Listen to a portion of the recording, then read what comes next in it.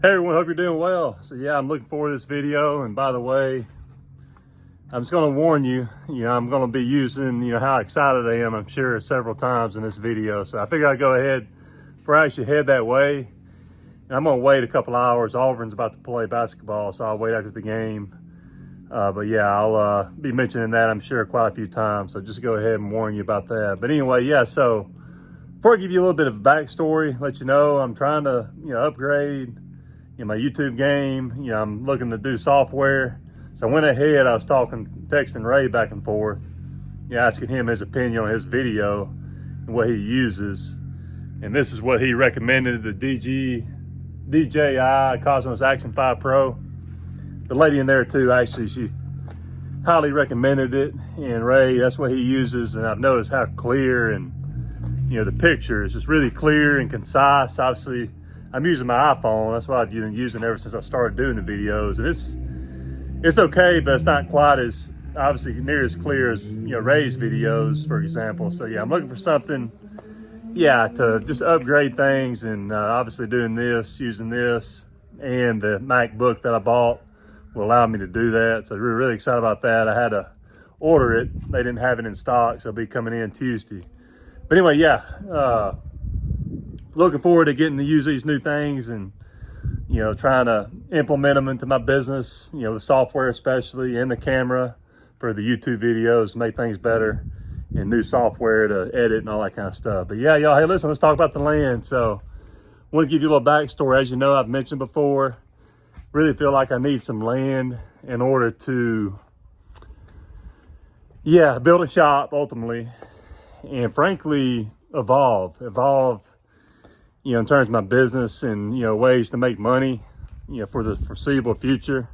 I've kind of got a 10-year plan now in terms of what I envision, for this land that I've got now and the things that I can do with it. But yeah, let me tell you why I ended up deciding on this particular property. So it's actually the same piece of property I've been looking into the last couple of years. I first looked into it in October of 22, I believe. 23, October 23. It was a little more than I was willing to pay at that time, even though, honestly, I wish I'd have done it now, considering it was a little bit lower in terms of what they wanted that I paid for it.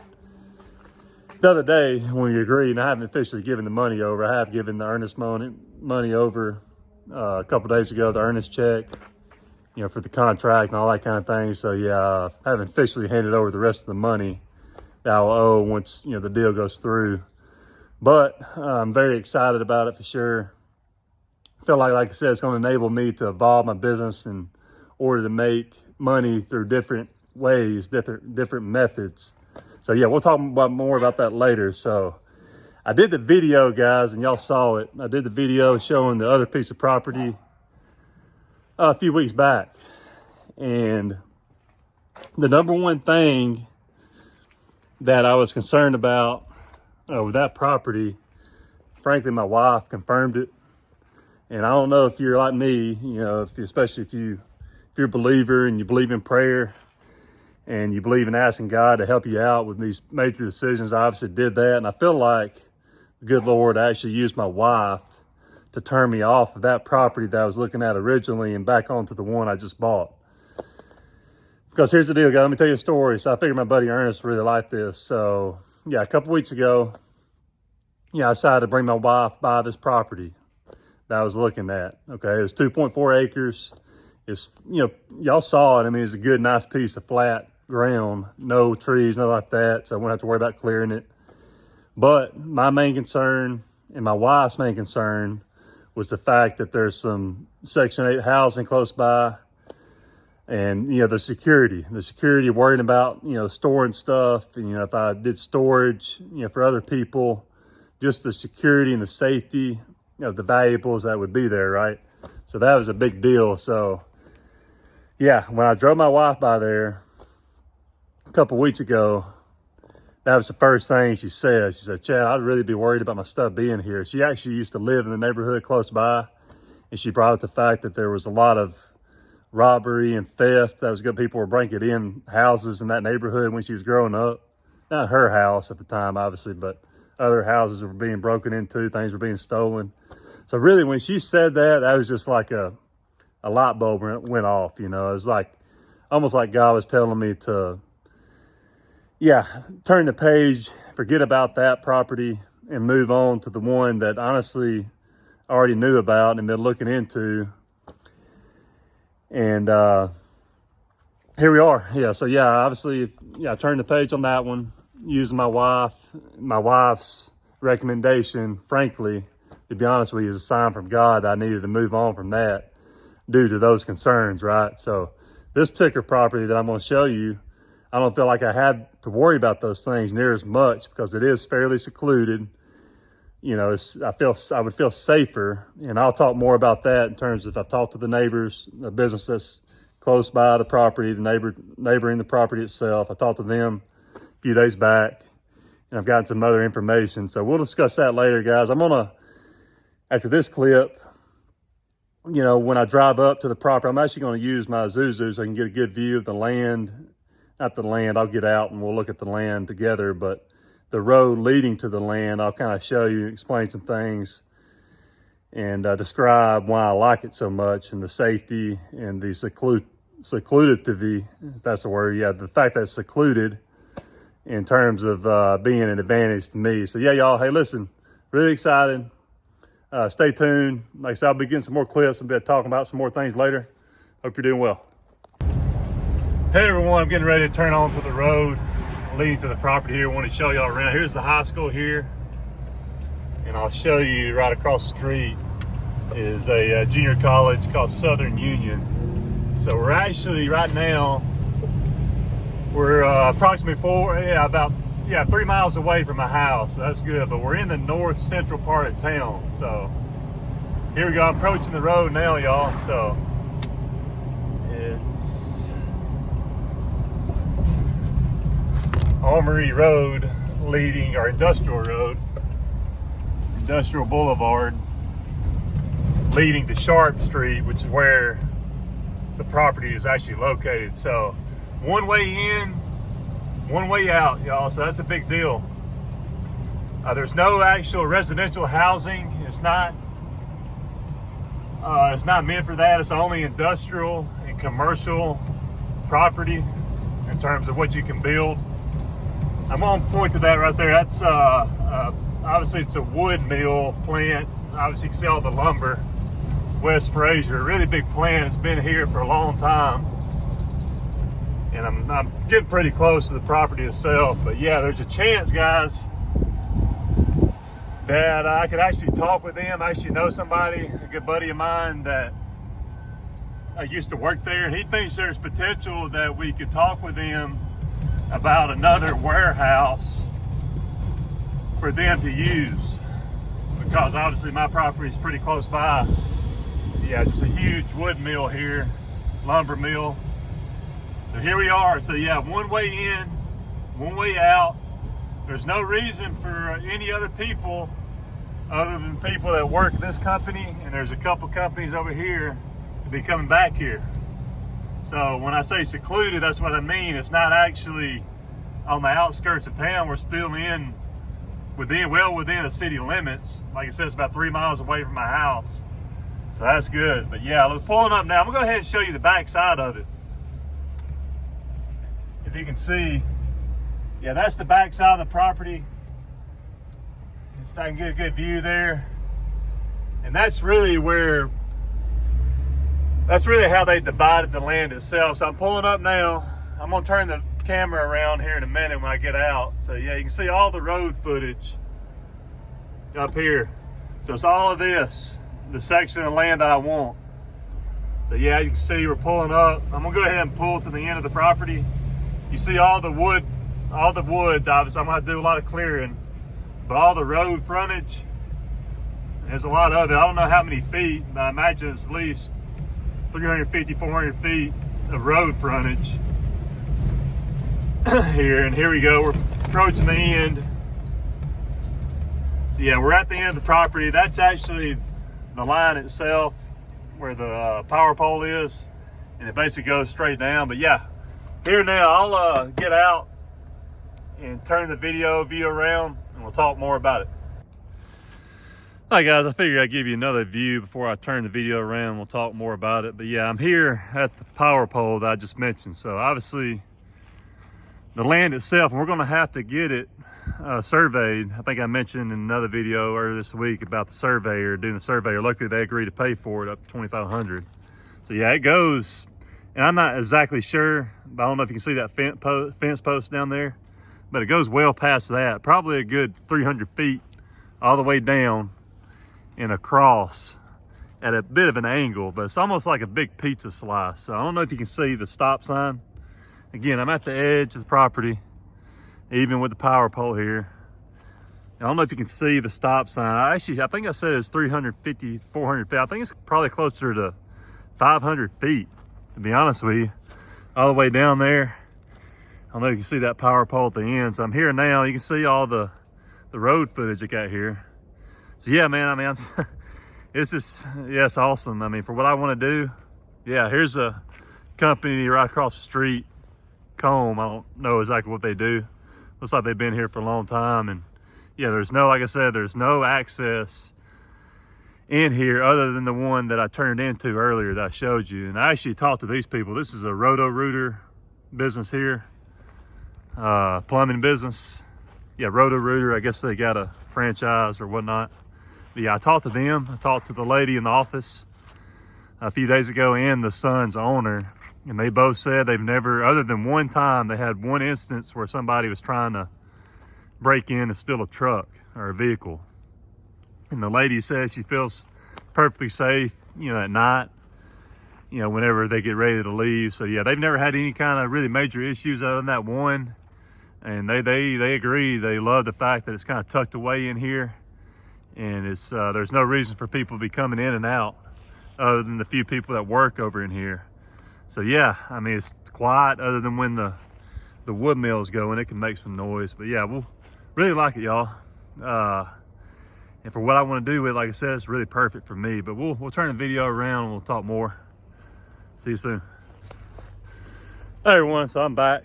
Yeah, I'm actually on the easement. I think that's what they call it. I don't know if you see that big sewer pipe, head, manhole, whatever you want to call it. So yeah, this is the area they got to keep clear. So that's obviously something I'm going to have to ask the city officials, by the way. And that's really the next thing I got to get done. I've already been talking to some people that clear land and a couple builders when it comes to shops. But I'm curious about the easement. Obviously, you can't build a structure on any kind of easement, from what I gather. Yeah, I'm no expert on land, real estate, and all that kind of stuff, so I'm learning a lot along the way. And I'm really hopeful this video will be helpful to you guys that may be thinking about doing something like this in the future when it comes to the land buying. Because other than buying a couple of houses, you know, I've never done anything quite like this. And it's like I said, it's rated for industrial, commercial, so it should be no problem. I talked to some city officials back in the summer. And like I said, I've been actually looking into this land since October 2023. Came back to it in June. And I talked with some officials when I was getting ready to make an offer. And then when the seller came back with a counter offer, it was a little more than I was hoping, even though realistically, I'm thinking, you know, I got a heck of a deal. We'll talk more about that in a second. But yeah, y'all let me know, y'all. Whenever I get the city officials out here, just to clarify some things. I'm already under the impression that it's going to be fine to do what I want to do based on the emails and phone conversations I've already had back in the summer. Y'all let me know any specific questions that I should ask. Anything. Obviously, I'm going to ask about this easement. I'm assuming, I think I mentioned it before a second ago about you can't build any kind of structure on it, but I'm thinking maybe I can put maybe my wood piles over here in this little area, potentially, or anything that I could potentially have to move if need be, right? So yeah, you can't put any kind of permanent structure on it, but something that I can move, maybe I could do that. Or maybe just have a gravel pathway in here. That way it's not an issue if they ever have to, you know, dig it out or do whatever it is they got to do with it. But y'all let me know any kind of questions. And I really want to get them out here. Back in the summer, I was only able to email and talk to them over the phone, but I actually want to get them out here so I can point out some things and just ask them whatever it may be. Y'all let me know anything in particular that maybe I'm not thinking about or won't think about that I could ask just to clarify? Because like I said before, ultimately I want to build a shop first and foremost, and on down the road, and frankly, depending on the price, I may could go ahead and build some things right away to rent. So I'm looking to build maybe multiple shops, including obviously the one for me, and any kind of maybe storage related facilities, RV storage. I'm looking more specialized. I'm not really looking to build the traditional 10 by 10 storage units that you see all over the place. I'm looking for more specialized storage, boat storage, RV storage. Do I build singular storage units that are completely covered and have a big door, whatever, roll up door for RVs to get into? I've heard you can charge $300-400 a month for those. I'm looking at the possibility of just doing something with an overhang, that you can just park a camper under, a car, a vehicle, a boat, that kind of thing. I'm not looking to do the 10 by 10, 5 by 5, that kind of thing. So there's plenty of those. So the location to me, guys, and this is going to be a major selling point if I end up doing that. That's my plan on down the road. Depending on how much things are going to cost, obviously I got to get all that squared away. I would like to not to have to borrow a whole lot of money, if any money at all, if possible. We'll just have to see at my finances. But that's my long-term plan in terms of the property itself. Now, the specs. Yes, it's 4.6 acres. So I showed you the view earlier, all the road footage, frontage, and it goes down deep. But yeah, 4.6 acres. Just comparison's sake, the other property I was looking at that I did a video on was 2.4, and it was flat and obviously didn't have the woods in it. But they wanted, they had it listed for $299,000, $300,000. They had it listed for $399 or $299, $300,000, whatever you want to call it. I was thinking there's a possibility that maybe, start out with $200,000 offer, and who knows if they would have went for that. I doubt it, considering what they wanted, what they were asking for it. But either way, I ended up getting this for $150, and I didn't see any other commercial property for that kind of price. This amount of land for that kind of price. I was telling Coach Cooper, my realtor, former coach, I'm really, really interested after we get it surveyed, and maybe go ahead and start clearing some of the land. I'm really curious if I can get a commercial appraiser to come out here and appraise it for me, because I'm thinking it may be worth a lot more than that. He's telling me, and I just asked him, I was like, what's the chances that this could be worth, $250,000? He said, yeah, I mean, honestly, it could be, so I guess we'll find it out, find that out. I'm definitely confident it's not worth less than $150,000. I mean, I really feel like it's definitely worth more than that. And obviously, if that's the case, that'd be a big deal, because I paid cash for it, or I will be. Obviously I'll be paying cash for it. I've already done the $5,000 earnest check.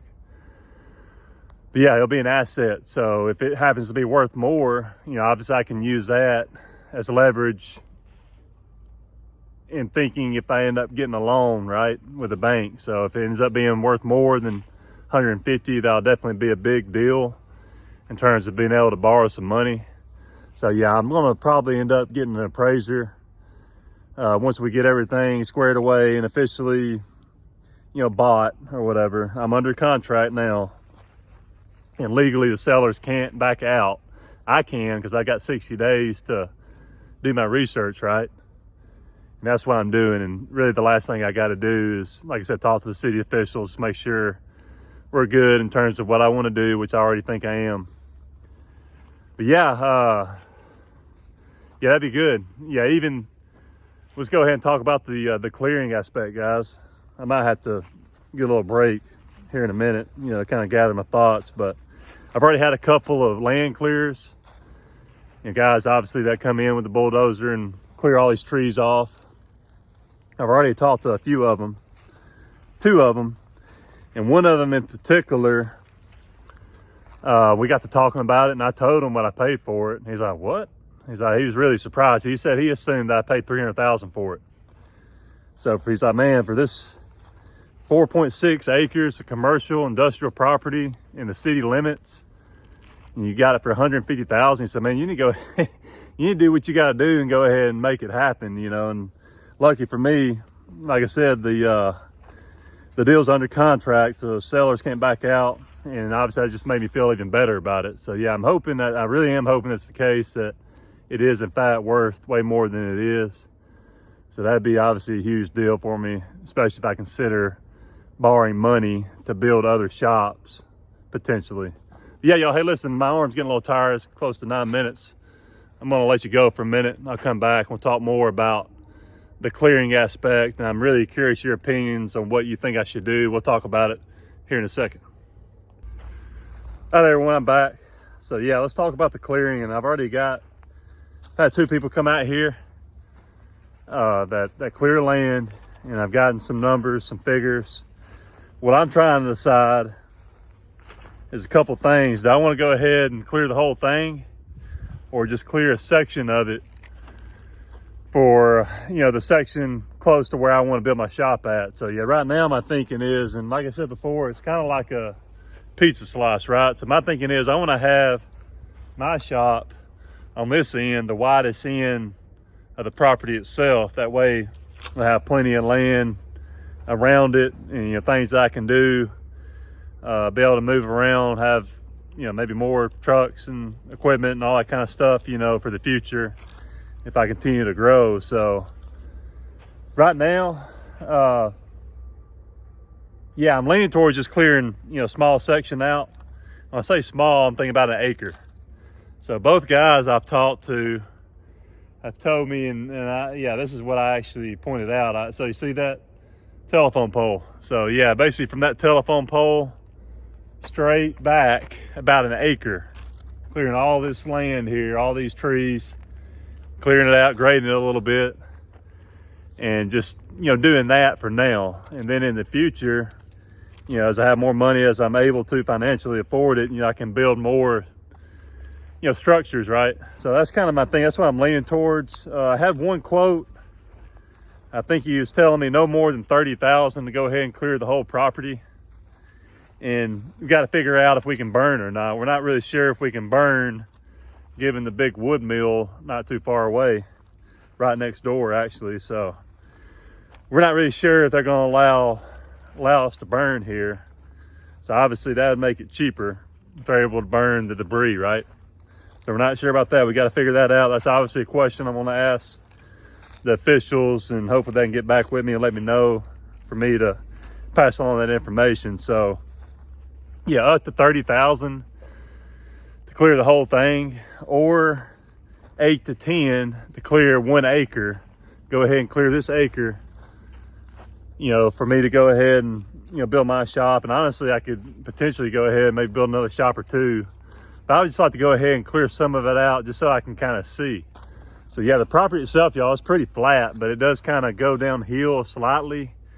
But from what I've been told, it's not going to be an issue. The fact that it does go downhill a little bit.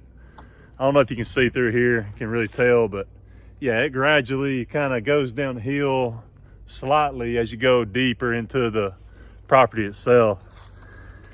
So yeah, I mean, my thinking is I'm just going to pay, you know, up to 10,000 to go ahead and get an acre cleared off, and, you know, go from there. But y'all let me know, should I go ahead and maybe clear the whole thing, or just do what I'm thinking about doing?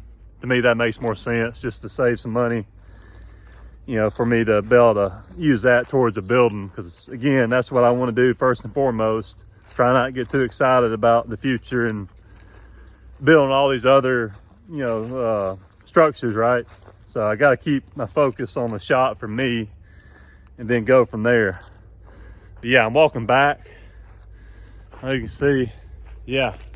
So one thing I'm thinking about doing, guys, on the back end, I'm thinking about keeping a buffer, just a natural buffer, because on the back end of the property, and I'm not even close to it, I'm not even close to the edge as I walk back here. I don't know if you see the edge of the woods there. as I walk down the easement. So I'm thinking about just having a natural barrier because it's really thick. Thick trees, thick overgrowth. There's a lot of these Elaeagnus. I don't know if you can see the Elaeagnus.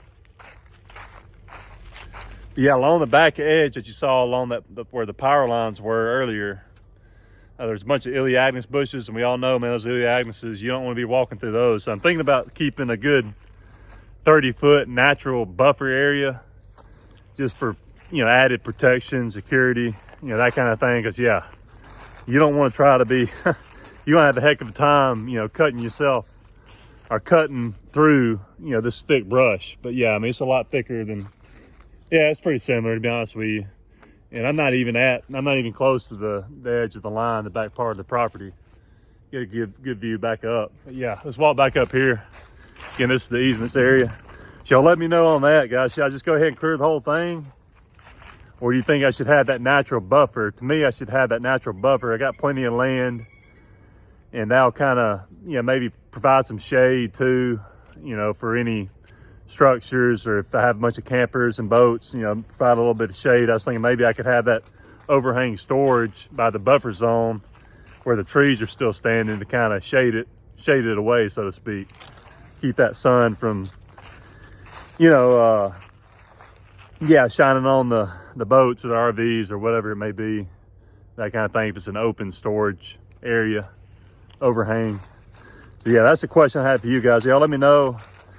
1 acre, should I just do 1 acre, clear off the 1 acre like I mentioned, or go ahead and do the whole thing? And should I leave that buffer area on the back edge of the property? Yeah, that's kind of some things I'm thinking about. I feel like I know the answer to those, but y'all let me know what you think. And again, guys, I'm hoping we all can learn from this. I'm definitely learning, and I'm hopefully this video and future videos I'll be doing, I'm sure I'll be doing a lot of videos talking about what's going on, will be helpful to you guys in the future if you're ever looking to buy some land yourself.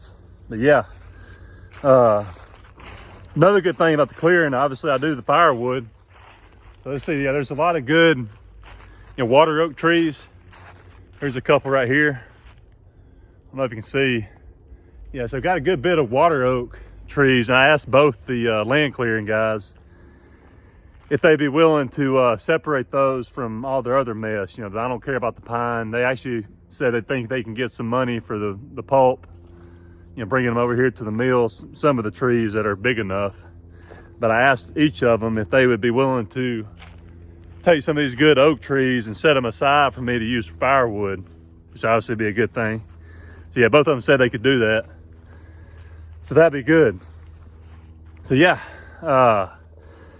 once I talk to the city officials, that's really going to be probably my next step after obviously I've officially paid the money over and sign all the documents and it's officially mine. I'll go ahead and get it cleared. And right now I'm leaning towards just going ahead and doing the 1 acre and doing the rest later. That way I can kind of save some money up for my building, which will be the next step after that.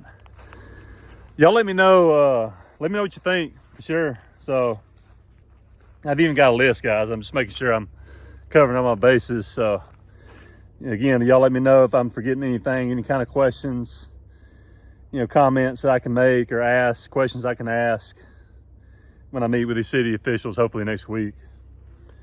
But yeah, y'all, hey, the last part. So again, I don't want to get ahead of myself. I know what I got to do first and foremost, but y'all let me know.